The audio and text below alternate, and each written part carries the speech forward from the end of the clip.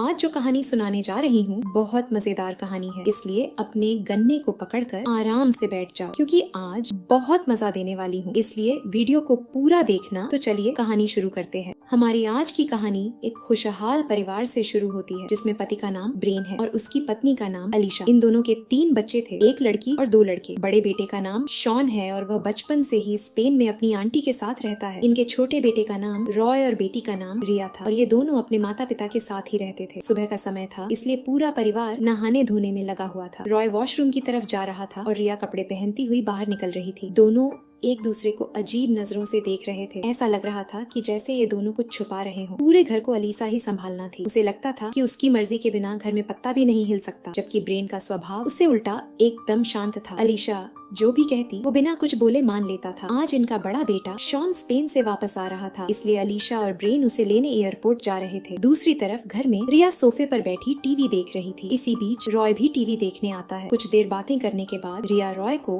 अपने साथ चलने को कहती है, जबकि भाई अपनी बहन के खूबसूरत बदन की तारीफ करने लगता है। रिया का नहाना अभी बाकी था, इसलिए वो नहाने लग जाती है और तभी रॉय भी अपने कपड़े उतार कर उसके साथ नहाने लग जाता है। दोनों भाई बहन कुछ ज्यादा ही करीब लग रहे थे, तभी तो नहाते भी साथ में ही थे। थोड़ी देर बाद अलीशा और ब्रेन शॉन को लेकर घर पहुंच गए। रॉय और रिया अपने भाई से मिलकर बहुत खुश होते हैं। शॉन अपने साथ अपनी पत्नी मॉली को भी लेकर आया था। सभी लोग मॉली से आज पहली बार मिल रहे थे क्योंकि पूरा परिवार इनकी शादी में जा नहीं पाया था। अलीशा उन्हें ऊपर वाले कमरे में जाकर फ्रेश होने को कहती है। ऊपर आकर दोनों पति पत्नी फ्रेश होते हैं और फिर अपने माता पिता के साथ खाना खाने लगते हैं। इस दौरान अलीशा फोन कर अपने रिश्तेदारों को इन्विटेशन देने लगती है। असल में जब शॉन और मॉली ने शादी की थी तब किसी वजह से परिवार वाले उनकी शादी में शामिल नहीं हो पाए थे, इसीलिए अलीशा उनकी फिर से शादी करवाना चाहती थी ताकि सभी लोग उनकी बहू से मिल सके। लेकिन इससे पहले शॉन के आने की खुशी में आज रात इनके घर में एक छोटी सी पार्टी होने वाली थी जिसमें कुछ करीबी लोग ही आने वाले थे, जिस कारण अलीशा रॉय और रिया को बाहर जाकर कुछ सामान लाने को कहती है। पहले तो रॉय मना करता है, लेकिन फिर अलीशा के डांटने पर वो दोनों चले जाते हैं। अब दोनों भाई बहन शॉपिंग मॉल में शॉपिंग कर रहे थे। इसी बीच रॉय की नजर अपनी क्लासमेट पर पड़ती है। रॉय की क्लासमेट को देखकर रिया को जलन होने लगी। रॉय उसे समझाने की कोशिश करता है कि मेरा उससे कोई लेना देना नहीं, मगर फिर भी रिया उसकी बात नहीं मानती और गुस्सा होकर वहाँ से चली जाती है, जिसके बाद रॉय भी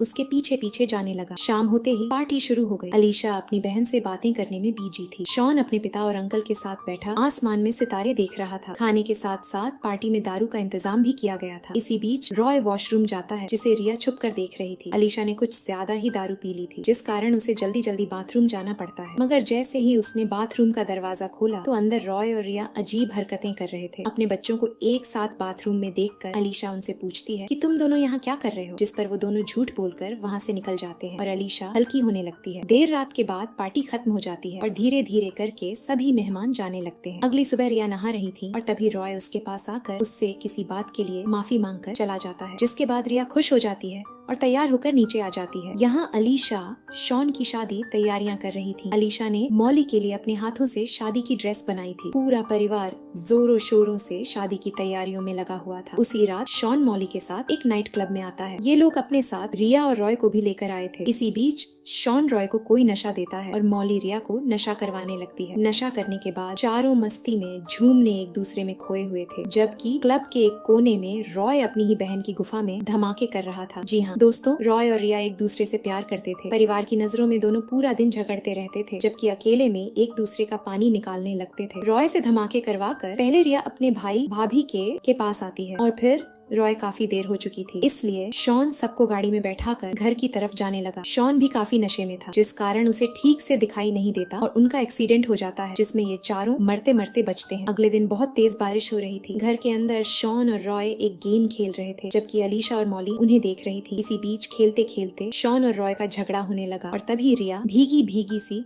घर आती है। अलीशा उससे पूछती है कि तुम कहाँ गई थी, लेकिन रिया कोई जवाब नहीं देती। अलीशा को लग रहा था कि किसी ने रिया के साथ जबरदस्ती की है और वो डर के मारे मुझे बता नहीं रही। ब्रेन रिया को कपड़े से ढकता है, जिसके बाद वो अलीशा के पास आ जाती है। इसी दौरान वो अपने बच्चों को अपनी एक सहेली का किस्सा सुनाने लगी। अलीशा बताती है कि मेरी सहेली के परिवार में सिर्फ 3 ही लोग थे, पति पत्नी और उनकी जवान बेटी। पति के पास कोई काम नहीं था, जिस कारण घर चलाने के लिए मेरी सहेली नौकरी करती थी। एक दिन उसे पता चला कि उसकी बेटी माँ बनने वाली है और चिंता की बात ये थी कि लड़की का कोई प्रेमी ही नहीं था। सभी लोग अलीशा की बात को ध्यान से सुन रहे थे और तभी वो कहती है कि मुझे तो मेरी सहेली के पति पर ही शक है कि उसी ने अपनी बेटी के साथ गलत काम किया होगा। ये सुनकर रॉय और रिया एक दूसरे को देखने लगे। अलीशा की बात सुनकर रिया की नींद उड़ चुकी थी, इसलिए वो रॉय के पास आकर उसके सो जाती है। रिया के आने से रॉय का गन्ना हरकत में आ गया था, जिसके बाद वो रिया की गुफा में धमाके करने लगता है। रिया को थोड़ा सा दर्द हो रहा था। घर में उसकी गर्म आवाजें कोई सुन न ले, इसलिए रॉय उसके मुंह पर अपना हाथ रख लेता है। इधर शॉन को भी नींद नहीं आ रही थी, इसलिए वो रिया के साथ बातें करने की सोचता है। लेकिन जब उसे रिया अपने कमरे में नहीं आई तो वो रॉय के पास जाने लगा। रॉय के कमरे से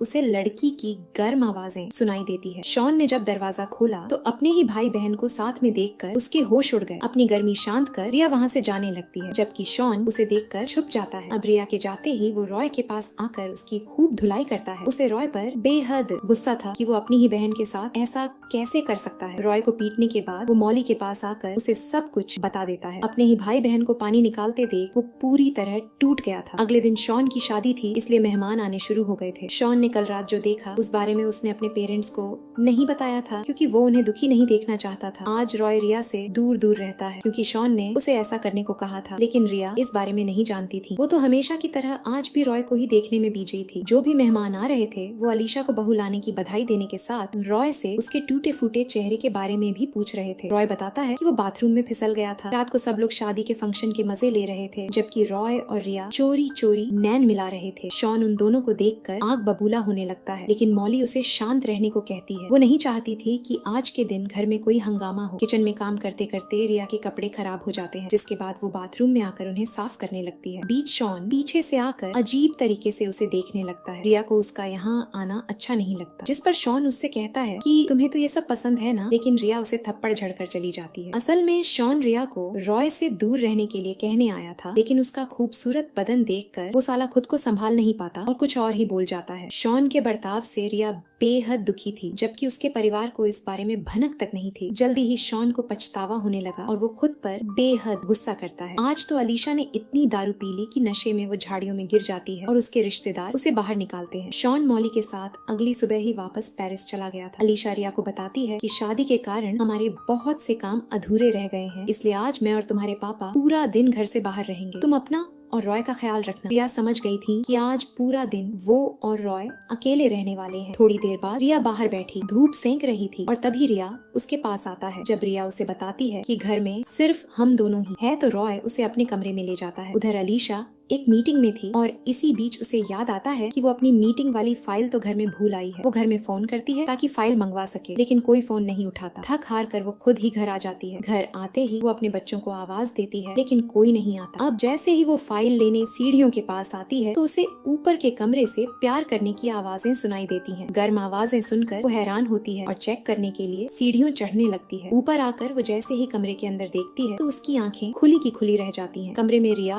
और रॉय एक दूसरे का पानी निकाल रहे थे। पहले तो अलीशा को यकीन ही नहीं होता, लेकिन फिर खुद को संभाल कर अपने कमरे में आती है। अलीशा को देख रिया और रॉय डर जाते हैं और अपनी माँ से लिपटकर रोने लगते हैं। इसके बाद अलीशा रोते हुए कमरे से बाहर निकलती है। उसे समझ ही नहीं आ रहा था कि उसे क्या करना चाहिए। जल्दी ही वो बुक शेल्फ के पास आकर कुछ ढूंढने लगती है। इसी बीच रॉय उससे बात करने आता है। अलीशा के हाथ में कांच का गिलास था, इसलिए वो घबराहट में रॉय पर गिलास से ही हमला कर देती है। इस हमले से रॉय का चेहरा लहूलुहान हो गया था। उसकी चीखें सुनकर रिया भी उनके पास आ जाती है और रॉय को संभालने लगती है। अलीशा दोनों को समझाने की कोशिश करती है कि ये सब गलती से हुआ है, लेकिन वो दोनों उसकी तरफ ध्यान नहीं देते। कहानी के आखिर में हमें पता चलता है कि अलीशा याददाश्त चली गई है। असल में अपने बच्चों को इस हालत में देखकर अलीशा सदमे में चली गई थी। ब्रेन के पूछने पर रॉय उसे झूठ कहता है कि कल जब माँ घर आई थी तो काफी घबराई हुई थी। वो खुद को मारने की कोशिश कर रही थी और जब मैंने उसे रोकना चाहा तो उसने मुझ पर ही हमला कर दिया। सभी लोग आसानी से उस पर यकीन कर लेते हैं और यहीं पर ये मूवी खत्म होती है। मिलते अगली कहानी में, जब तक हमारे चैनल को सब्सक्राइब कर लीजिए।